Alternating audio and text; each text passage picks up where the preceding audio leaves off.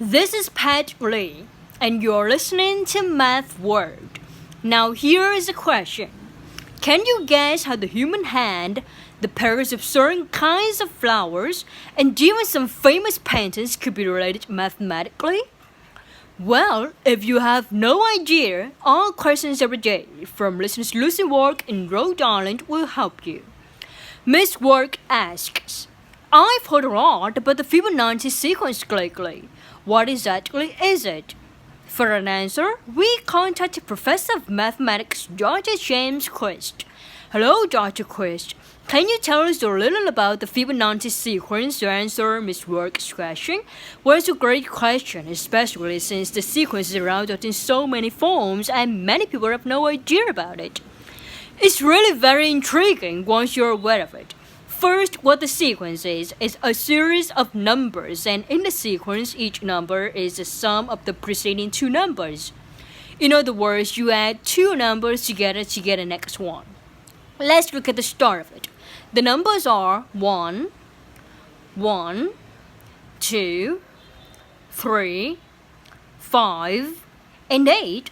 So, if we add the first two numbers, 1 and 1, we get 2, which is the third number. Then 1 and 2 equal 3, which is the fourth number. Then 2 and 3 equal 5, which is the fifth numbers, and so it continues. So, let's see. Each number is the sum of the previous two numbers, and the sequence can just go on and on. Yes, that's right. And what's so amazing about this is that the sequence shows up around it in so many ways.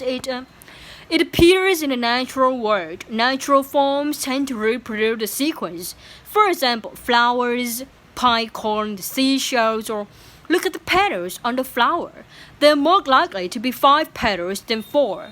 The spires in the seashells also involves number from the sequence. It's not easy to see it with flower, but the measurement of the spires are numbers of the sequence. Some people have mentioned the human hand when talking about the sequence. We have 2 hands, each is five fingers, and each finger has 3 parts separated by 2 knuckles. All of these are numbers in the sequence. Maybe it's just a coincidence or maybe not. And it's not just in the natural world, it's also in the art world. It appears in a lot of art. And probably the most famous is in the work of Leonardo da Vinci.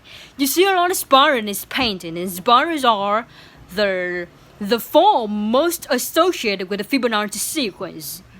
It also appears in music, one of Bart's species based on the sequence. In a way, the musical patterns repeat. Now, it's not clear whether Bart does this consciously or not. Interesting. Who discovered all this? It was discovered by a mathematician in Italy in the early 1200s. His name was Leonardo of Pisa, but he called himself Fibonacci because his father's name was Bonacci.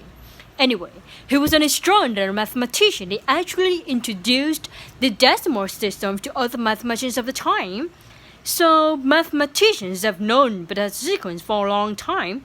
Yes. Now, your listener said that she's heard a lot lately about the Fibonacci sequence. It seems like interest in this area kind of comes and goes in popularity. Lately, it has been more popular. I think it's great.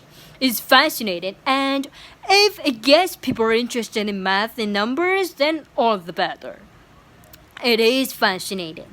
Thank you so much, Dr. Quist. You're welcome.